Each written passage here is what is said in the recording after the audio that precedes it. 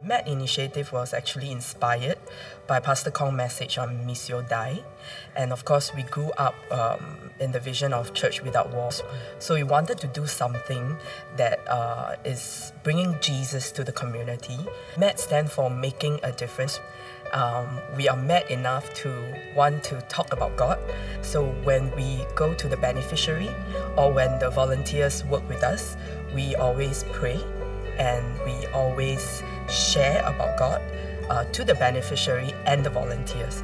So it's a two-pronged approach. Pastor has been sharing about finding a need and meeting it, finding a hurt and healing it. And it's not just helping the elderly and meeting the needs of the beneficiaries, but we also saw an opportunity to reach out to youth and young people.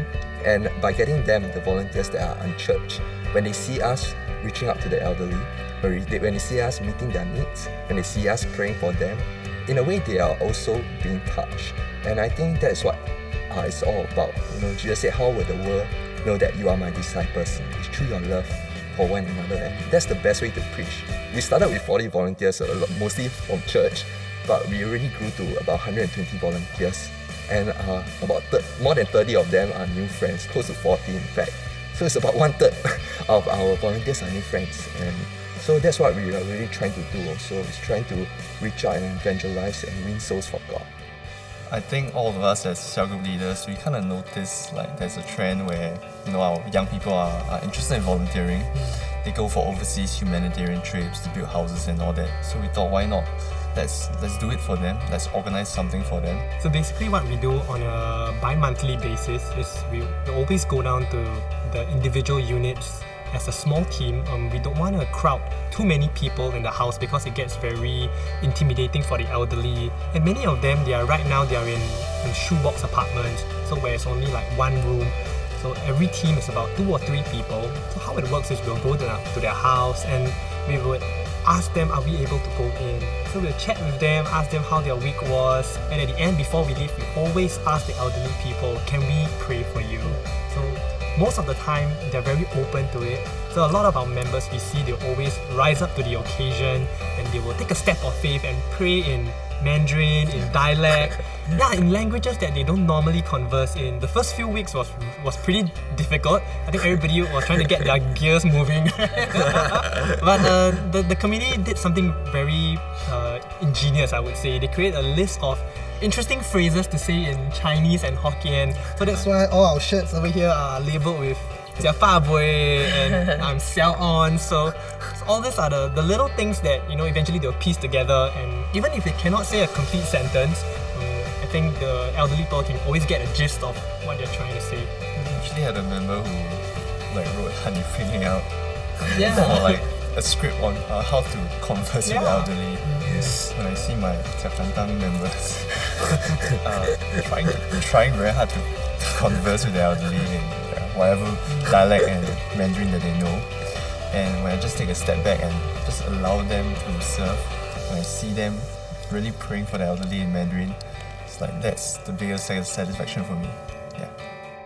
A lot of these elderlies, they do receive help from other community groups. They receive sponsorship, they receive food. But what we notice is, having volunteered before in other community groups, the kind of food they receive are like canned food, instant noodles, things that, and some of them are almost expired. And these are things you won't want to give to your own grandparents. So we realized that it's a serious thing, and if we want to go and help the elderly, we should give them good food, good stuff, things that are healthy. That's why we partner with Good Food Hills, and Valerie, she's a food consultant, and she prepare bentos that are healthy, broccoli, vegetables, and we every time we go, we always bring something. So it may be a healthy cheng teng, it may be a bento, and we enter the house with something, with a gift to the elderly and tell them that, 吃得健康, like we are here for you. And also we brought in a dentist that went to give a talk to the elderly, how to keep their dentures clean, and we are giving them free dental treatment. So we are starting the initiative already. We are bringing the elderly to see the dentist, and the dentist will make free denture. So if you know how much a denture costs, you will know that it's not just the costing of the denture, but the fact that we will make an appointment for them and bring them there and make sure they have denture, because we need that good teeth to eat well. So we want to do something different, not just giving them gift, but we want to be there. I think for me, the most satisfying moment for me was actually just last month. We've been visiting this particular elderly. Her name is Madam Yapmo. She's already over 70 years old.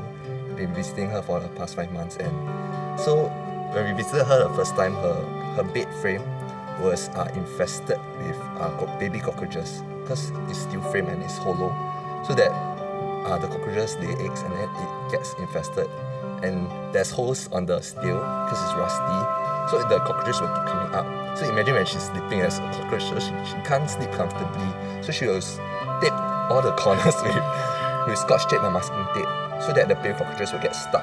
And then every month when we go there, we will go and remove the tape, and then all the baby cockroaches are dead on the tape. So we were like when we saw that, we were so heartbroken. So what we decided to do was we just went to buy her a new bed frame, and then last month we bought her a new bed frame.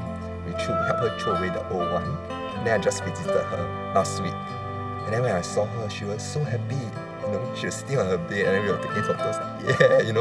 She had a new bed, and just by making a difference for one elderly, it may be simple, but you see that joy that she has. It is something that money can't buy. For me, it's the recent. We had one meeting where all the beneficiaries come together. We had the biggest volunteer meetup, and we served them. And I was standing at one corner mending the photo booth, and from that corner, when I looked down, I saw multicultural. That means I saw Muslim elderly, I saw Indian elderlies, and I saw the Asians, and I see all the members, the volunteers are so actively engaging, and it just made me feel so wonderful. It's like Jesus is cross-cultural, and we need to understand that. That's why Matt believe in bringing Jesus into the community.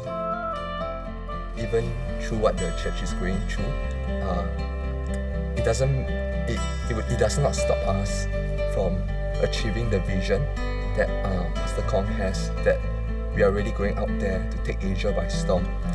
And for us, we really believe in this, that the vision that God has given to City Harvest Church, He has not stopped crossing over.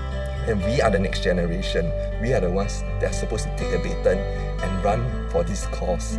And that's why I think that even as growing up in church since we were youth, it taught us that we should not stop. Even during this period, even more, we should go out there and we should preach the gospel and get souls saved. I think if you are called to this church, there is always a drawing to a sense of destiny, and you feel that you're called to greater things, you're called to impact the society while you're here. And I think throughout what's happening, it probably sharpens my focus, and made me realize that I know why I belong here, and I'm just going to do what God has called me to do. Yeah, simple as that. I think the lights shines the brightest at the darkest time.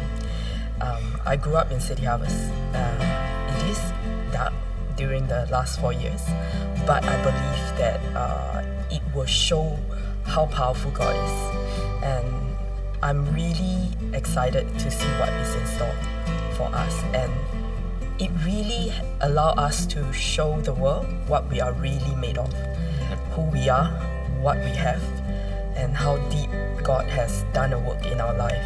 So that's why we continue to run with the vision of bringing Christ outside the four walls of the church, that even when we're going through all of this, it's not going to stop us from reaching out to our friends, it's not going to stop us from helping the elderly people. And I think if there is a time to rise up, I think this is the time to rise up, and I believe that this is the church finest hour. Yep.